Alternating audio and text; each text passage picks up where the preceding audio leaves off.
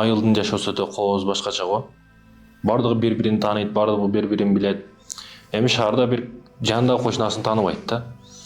Айылда паланчанын баласы мындай, паланчанын баласы хулиган, паланчанын баласы ууру деп бардыгы бири-бирин билип калат да. Бани Исраил коомундагы окуялар өтө кызык, кооз, өзгөчө бир хикматтуу да. Бани Исраил коомунда бир окуя болуп өткөн. Бир таквадар жигит бар эле. Сулуулугу дагы красавчик, өзгөчө келишкен. Бардыгы таң кала караган, адеп акылга кулк мүнөзү, намаз ибадаттар ордунда бардык жагынан топ келишкен жигит эле да. Азыр айтканымда айылда бардыгы аны тааныйт дегендей эле. Муну дагы бардыгы тааныйт экен да. Ошо айылдагы бардыгы тааныйт экен, өтө таква жигит деп таң калышат экен бардыгы.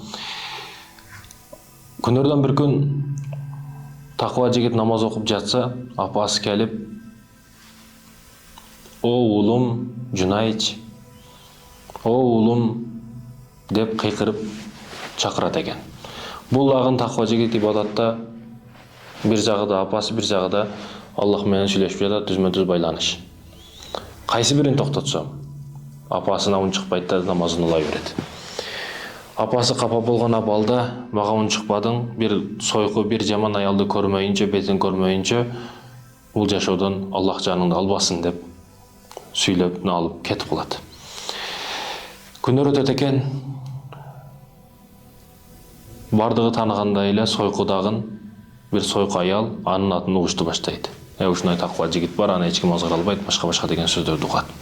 Ана мен азгырам аны деп анын алдынан Жунайчтын таква жигиттин алдынан ар кандай кылыктарды кылып, күлүп, жыртаңдап, ар кандай абалда өтүштү баштайт, бирок ага маани дагы бербейт, ибадаты менен, тасбih зикри менен ага маани дагы бербейт жигит. Күндөрдөн бир күн азгыра албашын түшүнгөн сойку кыз эмне кылышын билбестен, баягы договор болгон, башка болгон, алардын алдында шерменде болбош үчүн, сөзүнүн үстүнөн чыгыш үчүн бир малчы койчунун алдына барып, ал менен чогуу болот дагы зына кылып, боюна өтүп калат. Курсак ишиген сайын, бул бала ким, атасы ким, башка деп сурагандарга, силер таква деп эсептеген баягы таква жигиттен болду, бул таква жигит ушунун атасы дейт экен да. Бардыгы ишенбейт. Бирок кайра айта бергендиктен барып төрөлгөндөн кийин, бала төрөлгөндөн кийин айтып алып келишип, сен ушундай деп атат бул. Атасы сен экенсиң десе, атасы мен эмесмин. Аллахты ортого коюп сураймын сенден.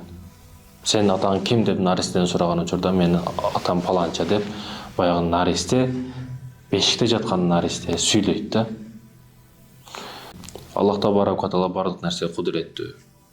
Баягы төрөт үйлөрүндө өзгөчө баягы эжелер айтып берет, ушундай жипаржыт болуп турду, бала төрөлгөн учурда өзгөчө төрөлдү, нур менен төрөлдү деген окуяларды айтып беришет го. Чындыгында болот мындай окуялар.